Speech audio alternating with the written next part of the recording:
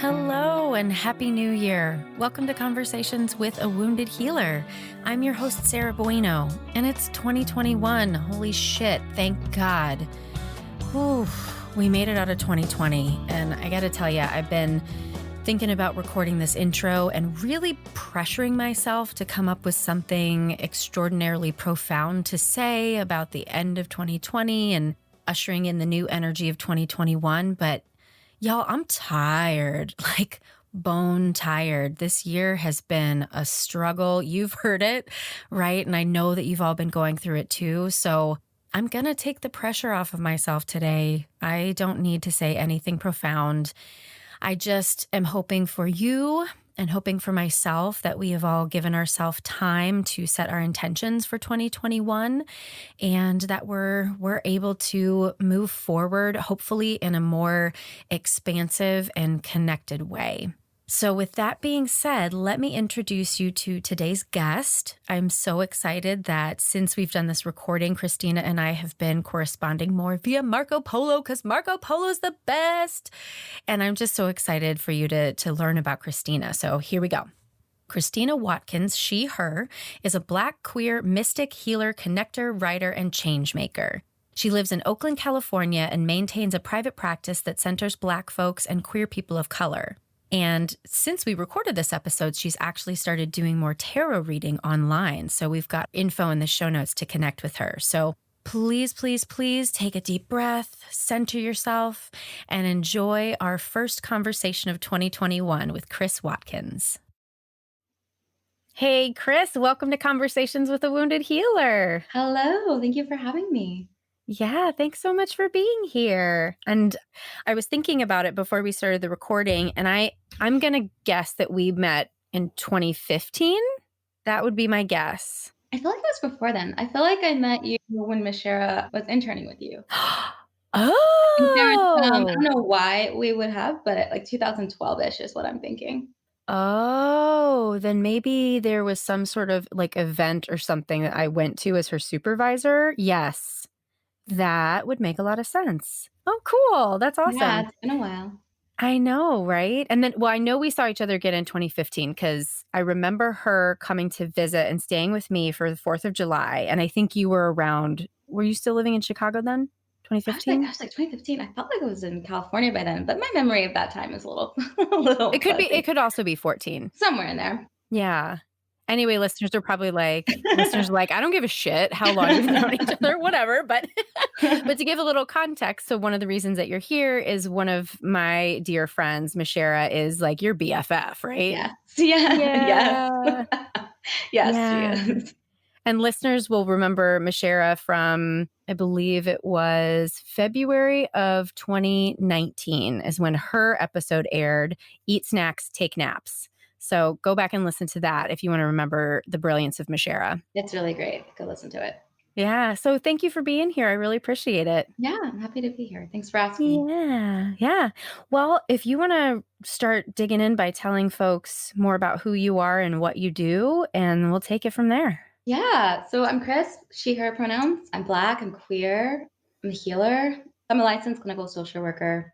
I worked I worked in community mental health. I worked in residential and supervised, was with a private practice, but I'm now in my own gig, just doing that now. So that's me. But before I got into social work, theater, acting, directing, playwriting was actually my first career. I remember this now. Yeah. So stories have always kind of been a through line of things that interest me. I feel really honored to get to do this work and to be with people and witness stories and learn so much more about myself and about humanity. So yeah, it's been great. And the past couple of years have definitely been some transitions. I think I'm still working through, do I want to be a therapist anymore?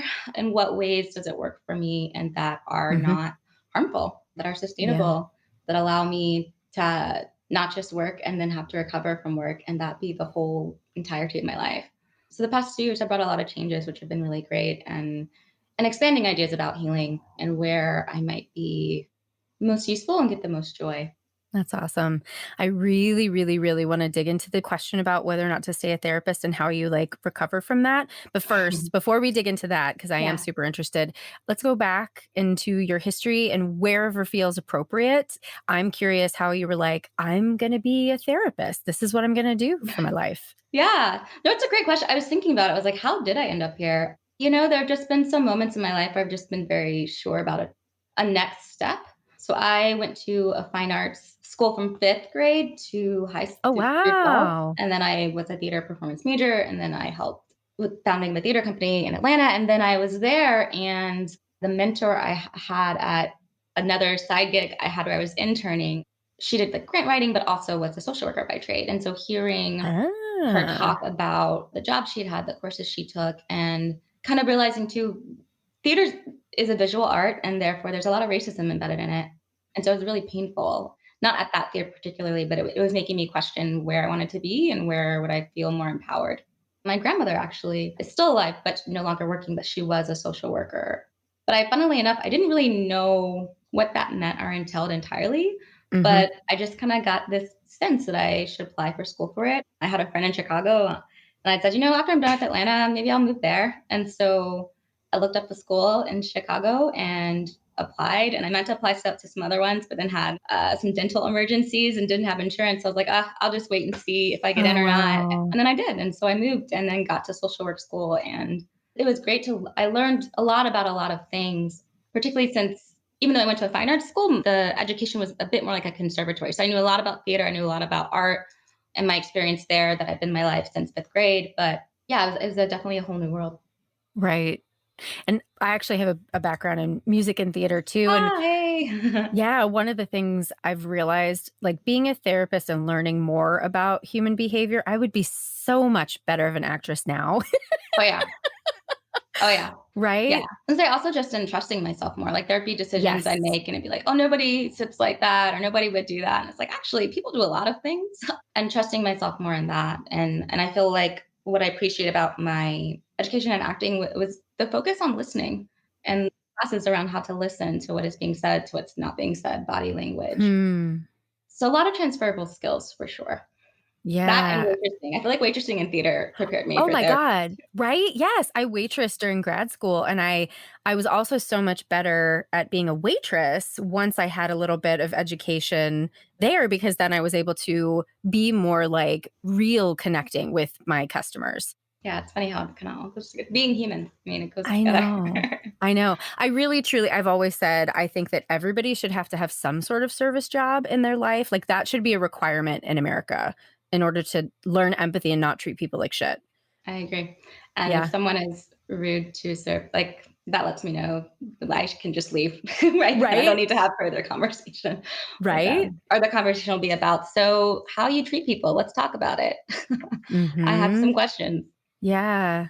Well, moving from that, like how you treat people and what you said earlier about like, how do I be a therapist and how do I make it sustainable? One of the things I'm really thinking about for myself right now and my staff is this idea of being objectified as a therapist, and how, especially right now during the pandemic, clients are kind of just like throwing their shit and like, here, you take it. Mhm. Or, certain things like expecting me to change my schedule last minute and all this sort of stuff. And I'm curious if you relate to that and what other ways you started to question whether or not this profession feels right anymore for you.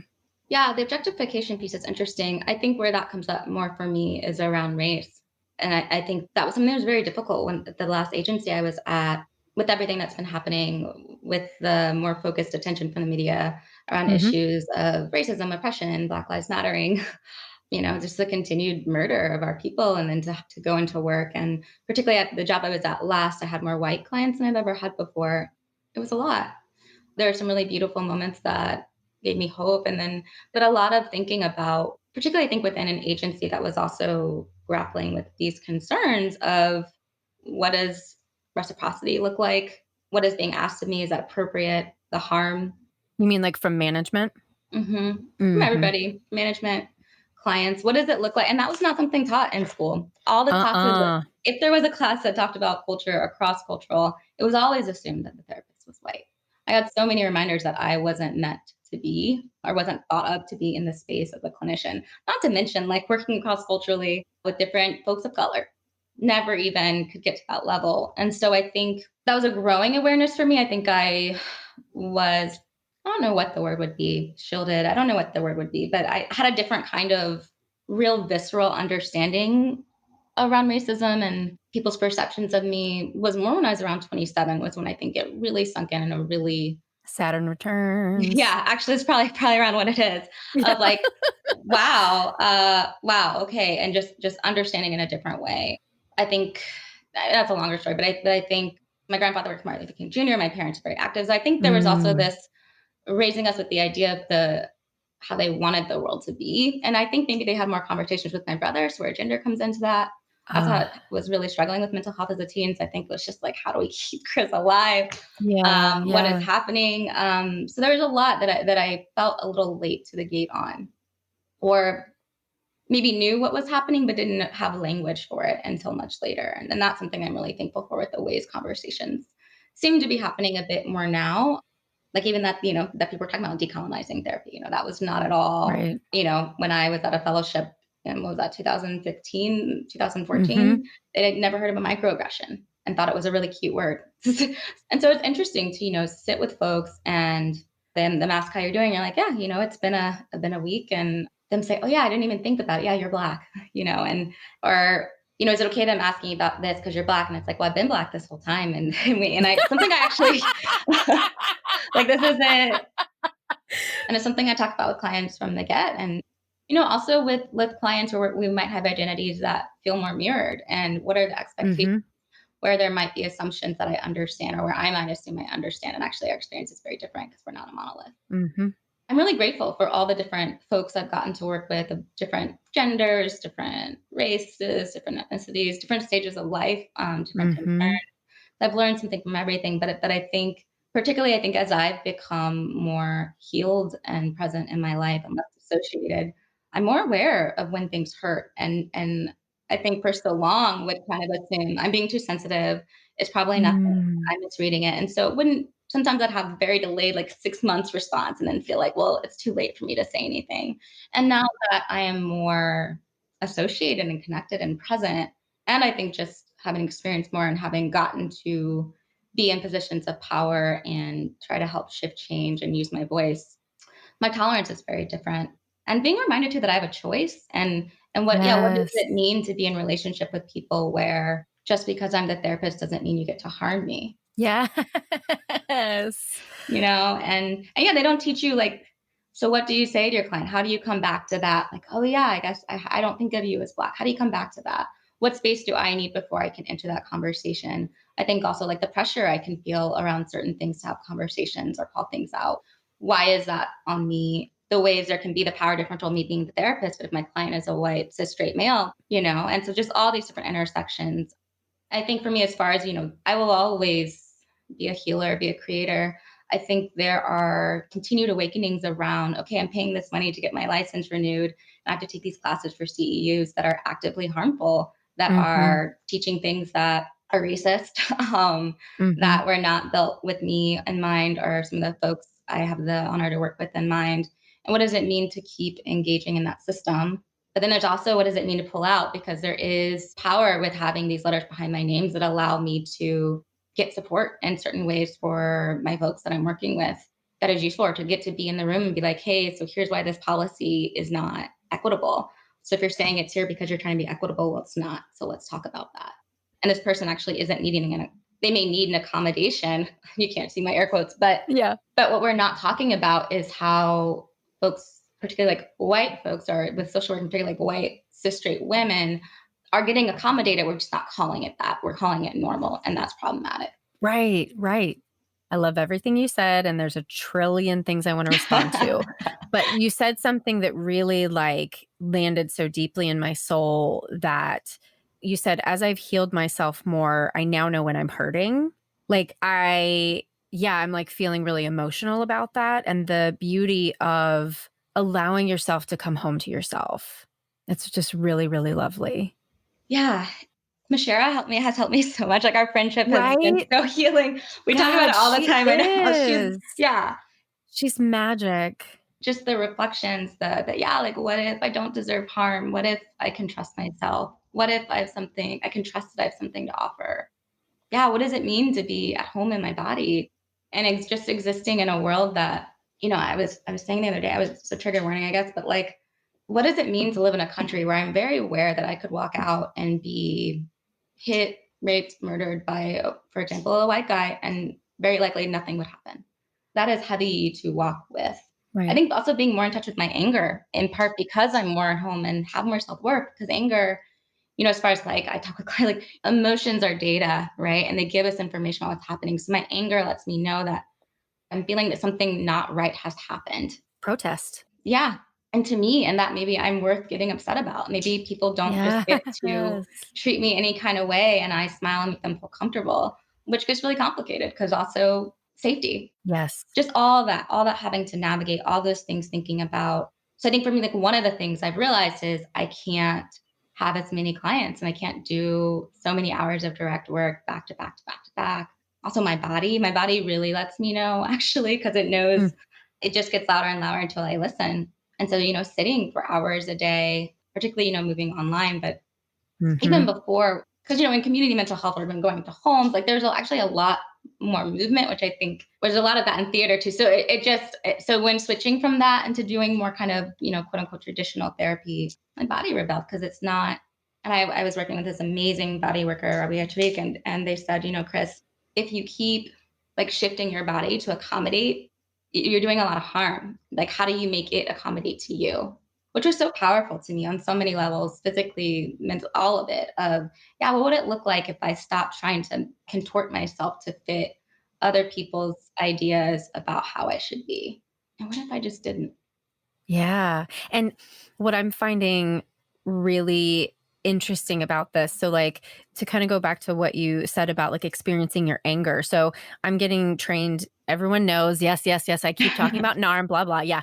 They're like, say something else. But so NARM, neuroaffective relational model, one of the things that they talk about in that is everybody has their default emotion that they go to, and then there's the primary emotion underneath that. And grief and protest are essentially the like primary emotions that people need to move through. It's like in Mhm. somatic experiencing, there's a physicality that you need to do to get unstuck. NARM is really about unsticking these primary emotions. And I'm hearing you talk about this lack of accommodation from a really primary place, and this protest of like really truly coming from the depth of your soul and not a reaction to, which a lot of people move through the world. And I'm gonna be a strong woman because my dad was a dick and I'm doing it like, to Mhm. counter him. It's not from that. It's from this really honest, really authentic, deep place. And it's very moving the way that you talk about it. Thanks. Yeah, it's interesting you say that too, because I feel like I experienced grief very differently this year than I've ever experienced in my life. Mm, In a very visceral, for now, for generations past, for future, like it's just a very intense way. And something that used to be the case was I could get very angry if I saw harm being done to someone else. Then I was there for it. Then no problem. But if it only impacted me, that was really difficult for me. And mm, still definitely a growing area. And so again, kind of I think about the data. Okay, so when when these thoughts start to come up, this anxiety or this feeling like I did it wrong, it's just a sign for me to pause and what's really happening, like guilt and shame. Did I actually do something that I need to, take accountability for and figure out some repair for rupture? Or is that the one I've been trained to feel right, that isn't right, actually true? right. And there's a collective awakening to this coming home right Mhm. now. I think for so many people, I'm having these conversations with some of my staff and a lot of my friends, and I'm experiencing it too. So I think cosmically we're all right on track. Yeah, it's been a really long journey. I've been doing a lot with my with plants since being more at home, and they've taught me so much, and just about how things take time and how sometimes it can seem maybe like nothing's happening on the surface, and then next morning, oh, there's a new little leaf popping out, and Mm. I've been in therapy on and off since I was 15. Same. Yeah, there you go, right? Yeah. And brain spotting. Are you familiar with brain spotting? Not really, but I know you and Mashera did that training. Yeah, yeah. Tell me. I'm going to butcher it, but basically it really aligns with my thoughts on healing, which is that your brain and body actually do know what they need and know what they Hmm. need to heal. And I've always thought that my job as a therapist is to help figure out how to quiet the noise so you can hear yourself. And I Yes. feel like brain spotting is a technique that allows that to happen in a very subcortical, very bodily way. Somatics in general, and exploring that has been I think again, because my theater and movement background has Hmm. always been something I've incorporated and paid attention to. And having different language to talk about it with the folks I work with, and interesting to how just a reminder of the trauma our society has done of separating us from our bodies, and think about why and the power you have when someone is separated from their body or believes their body to be wrong or dangerous to trust. Which is hard when you've had experience where your body has been the site of trauma, has been the site of harm, and often the internalization could be that somehow it was your fault or your body's fault. And so what is it to work with, get that it's not separate, to clue in and to not see it as something to be conquered, has been quite powerful. And I'm really thankful that for the work I've been doing. Yeah, I'm so thankful for my body. Yeah.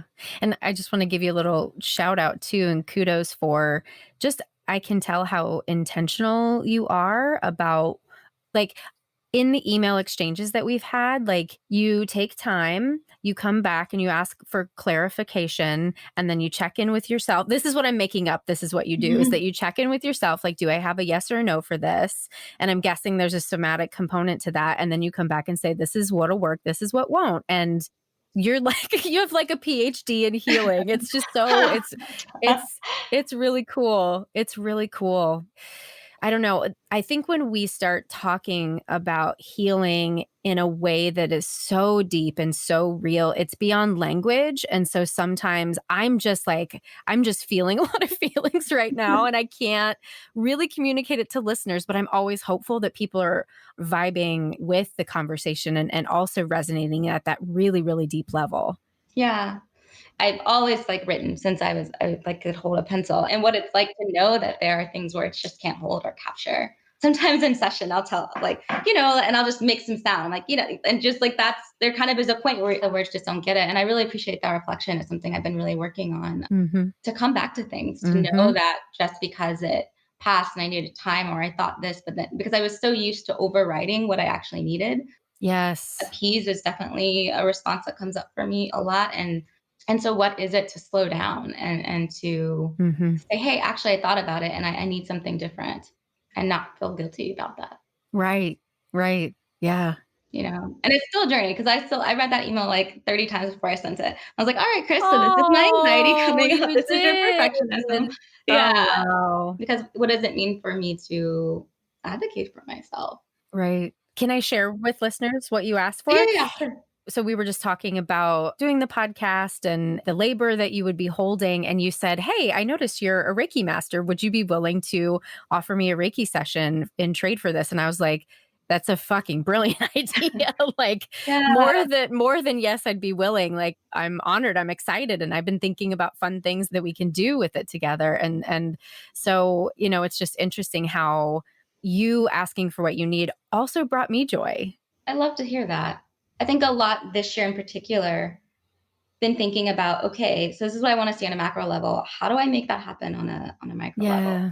I think something I really recognized that I feel like I finally, hopefully, please, I don't need more lessons universe, work through is around and I think also some generational stuff around work and what it means to be a good worker, and to, and it's complicated, right? Like, how do I use the privileges I have responsibly in the same way I hold others to account? And then what were parts of where that overwork was a way of self-harm, or, Hmm. going above and beyond? Why though?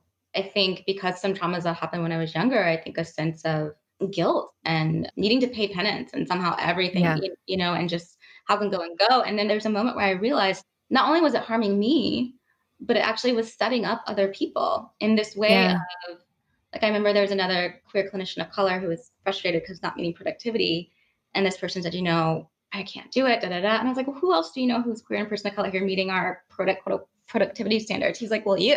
Mm. yeah, but let me talk about what that looks like and about how my partner and my friend and my family get the crumbs of me, if anything. How people want to have a Yes. phone date during the week, and I look at them like, what are you talking about? How could I ever do that? How Mhm. I've neglected my body, and so I realized like the ways in which I how to be more open about the pain because it was Yeah. continuing this narrative of this like strong Black woman, she's fine, Chris can do it all. And it was like, no, there's a consequence. And so let's just be really real. So you can meet productivity, but here are the consequences. I don't have it all. That's not a thing to have or to want, in my opinion. Right. And so there's that. And then like where in my relationships with folks, particularly with my white friends and white colleagues of being much more clear about the consequences of actions of, Mhm. hey, so you said this, and here's how that was for me. I'm open to repair. It's going to take time. Going to need to build trust. Or I had some colleagues where I was like, I'm not going to go into this follow up meeting with you because the experience continues to be that we go and we Mm. have a plan and y'all don't speak because you know I will step in and do it. Oh, And then wow. afterwards you feel bad and I'm not. So you guys, I love that you're wanting to, follow up to try to make it right. So go have that meeting. I'm no longer going to do that. You have to earn my trust again. And that has been really powerful and also allowed for much more intimate, honest relationships because I'm not just swallowing my pain and pretending it doesn't hurt. And I think that's been really important for me to acknowledge, yeah, that this hurts. And the authenticity piece, I think my partner's like, be transparent, Chris, don't be translucent. So you know that, so just which I love Oh. because I think that's something I struggle with too. Not everybody can hold my story Right. with the sacredness it deserves. So maybe you don't get to have all the information right now Yes. or get access to all these parts of me. And what if that shame, not because I'm ashamed, it's because I'm treating it with the sacredness it's deserved. Right. And it's okay to look at your actions and believe them. Mhm. Mhm. I am relating to you so deeply in terms of, and the way that I frame it is I abused myself with work. Hmm. I was objectifying myself and abusing myself. And yeah, for me too, it was all about like childhood stuff of like, I mean, you had to be productive. There was no, like, rest was not a thing. Like your rest was just going to church on Sunday morning. That that was it. And was always doing, always going. And Miss Shara, honestly, has been probably my Yeah. biggest. Right? Like, and I didn't know we shared this. So you and I must be having very similar conversations. And the other day we were poloing. Everyone knows I love Marco Polo. And she was like, I just don't understand people who want to work. And I was listening, just like, I wish that I could feel okay the way that she feels about rest and play. Like, and I'm actively trying to cultivate that. I'm going to Workaholics Anonymous. Like I'm doing stuff to try to unwind it, but this shit is a bitch. Yeah. And it's deep. And for me, also like, what is it? I think this is another kind of generational kind of thing in my family, but and just my experience. Like I remember in acting school, uh, She rolls her eyes. yes, yes, there, some really beautiful things, met some really beautiful people and a lot of pain. So there are maybe like, I don't know, 6, 8, not a lot of folks of color at all.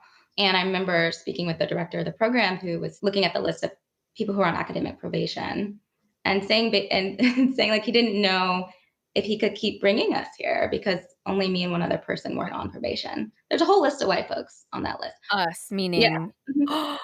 all people of color. Jesus Yeah. Christ. And so this like tension I think I often feel around the awareness of that if this goes well or doesn't go well, it may mean they give someone else who looks like me, who loves Mm, me, whatever, a second chance, or they don't because of how racism, right, works and how oppression works. right. So you have to be the standard. Yes, and then what is the cost of that? Do I have to be? And that constant calculation of what that means, what's the cost of not, the way that Mhm. I got my family, of having eyes on you, and the what does it mean to be part of a community, right? And be accountable to a whole, but within a society that is built on racism and genocide and oppression. And there's just so much to navigate in that way. And so untangling it. So I think that's part of the work stuff too, of knowing what happened before me and what folks in my family and my community have done so I could even be in class or at the table, could be a supervisor and wanting to use that really responsibly. And then also, what does it mean of how many people we've lost so early to death because of stress, because of the toxicity? Like, just like there were behaviors I did when I was younger or a couple of years ago that served a purpose. They helped me get through. They're Mhm. no longer serving me. And so what does it mean? Like, what are the different ways that I can engage? And my grandmother couldn't, right? When she was Right. a social worker and got a job over the phone and then was like, "Oh, I'm colored. Is that going to be a problem?" They're like, "Oh, yeah, it is. You can't work here." But yeah, I don't think she wants me to be suffering. There's just so much, Mhm. and how to give myself space and have people in my life to help me see. Like, I remember that actually with Mashara, I was like really frustrated at work, and she had me go through my calendar and actually track how many hours I was working. I was like, "Well, I Mm. have, I have an appointment at What a 11." bitch. I know. And she was like, "Chris, no, no, if you're there 8 to 5, like all that counts." And then after we did it, and I realized how many hours a week I was working, which I hadn't really consciously been aware of, she said, "So you're beating yourself up for not being a good friend or a good partner or, doing these things you say you want to do for your health. But where would you do that?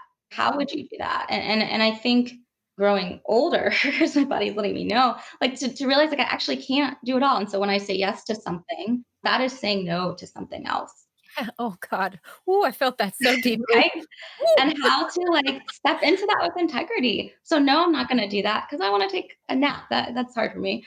Or, "Okay, Chris, you're saying yes to doing this extra thing for work or agreeing to be on this committee or whatever. So what are the ways you're gonna replenish yourself? Because you just keep giving and giving and giving, and not in a way of like, 'Oh, I'm so great,' but the pool, right? And also the ways then I don't have time to think about my stuff, or I get to every day kind of feel like I'm earning the right to exist and really having to be like, where does that come from? Or when I'm going over emails time and time again, it's like, okay, Chris, so this is white supremacy playing out. Do you want to keep engaging in this way?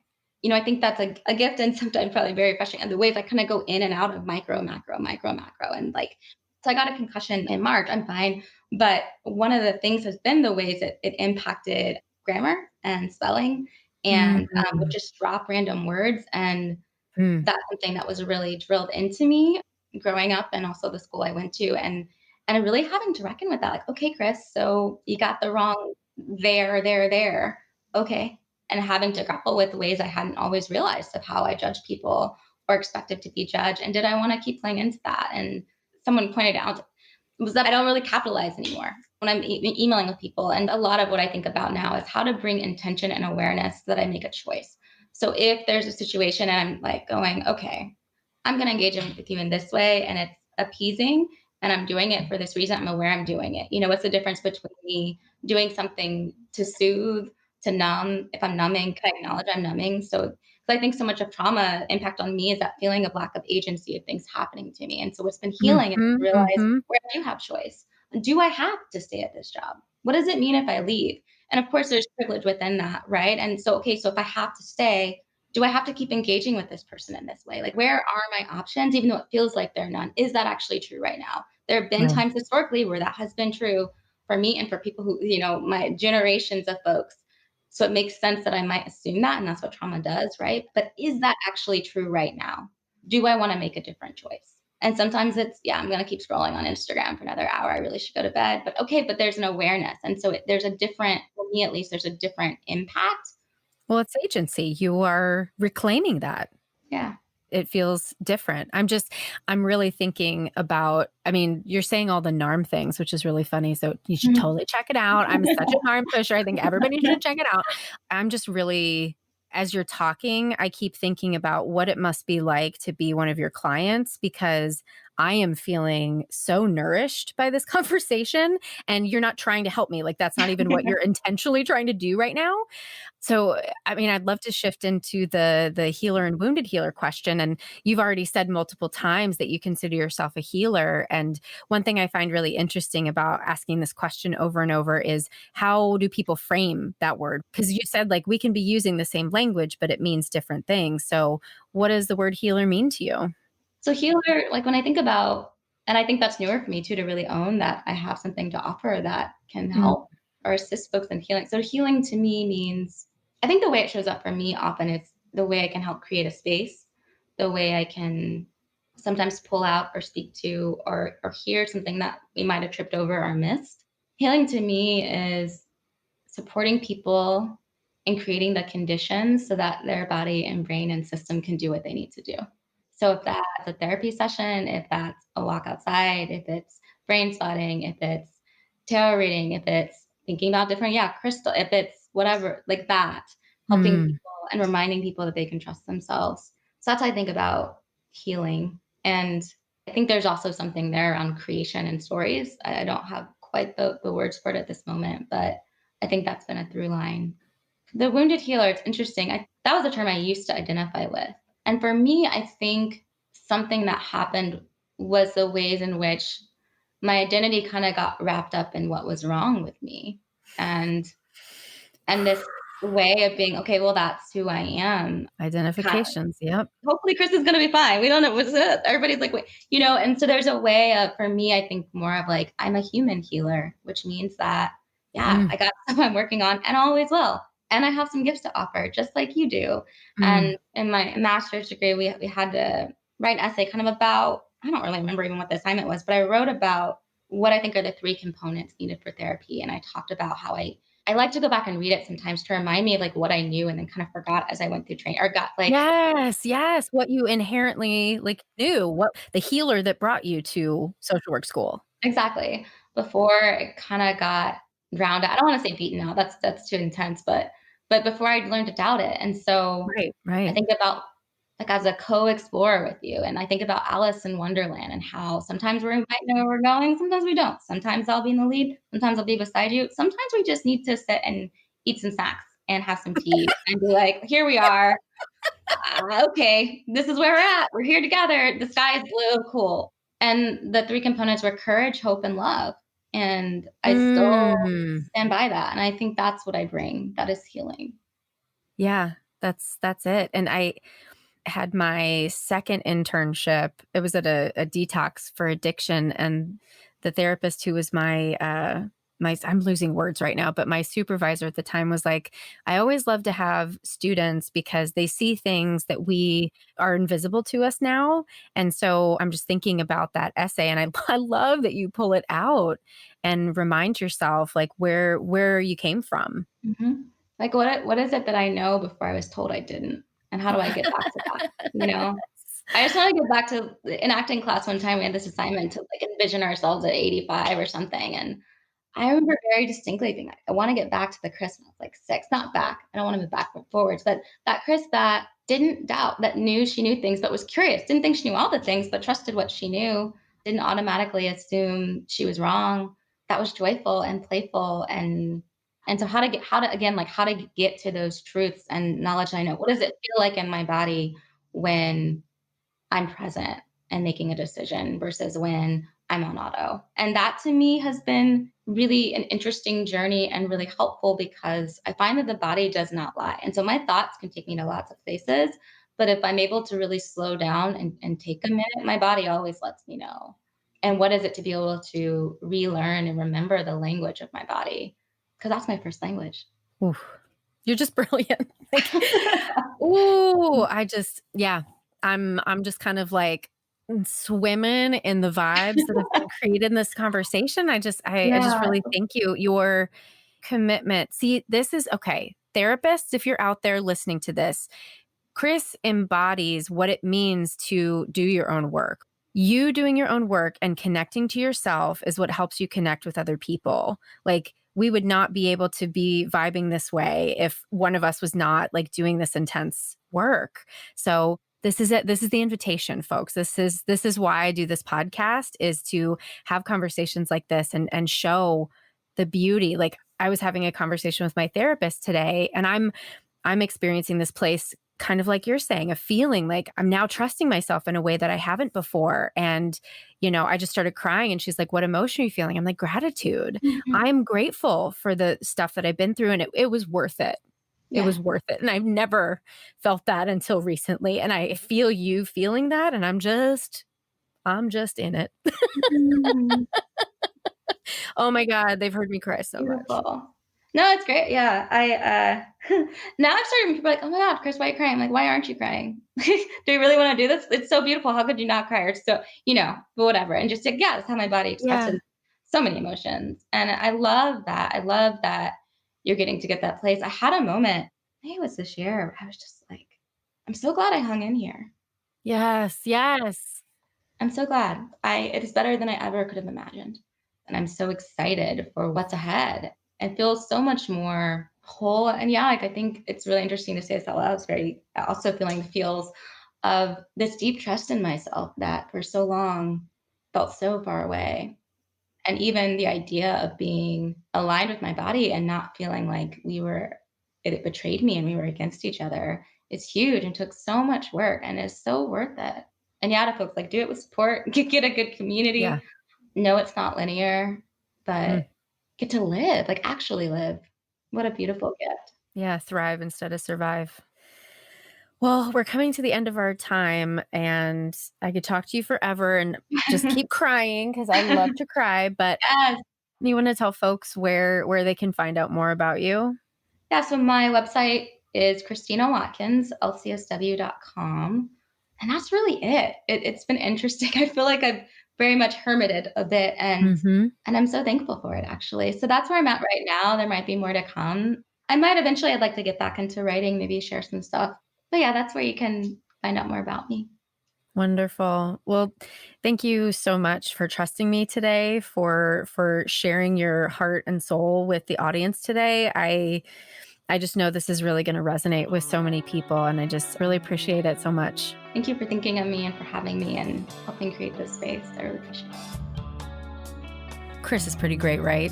I knew you'd enjoy that conversation with her. So if you want to learn more about Chris, you can go to our website at www.headhearttherapy.com/podcast. And thanks as always to Andrea Klunder and the Creative Imposter Studios for editing, to Liam O'Donnell for our album art, and to Ben Mueller for our theme music. Until next time, take care.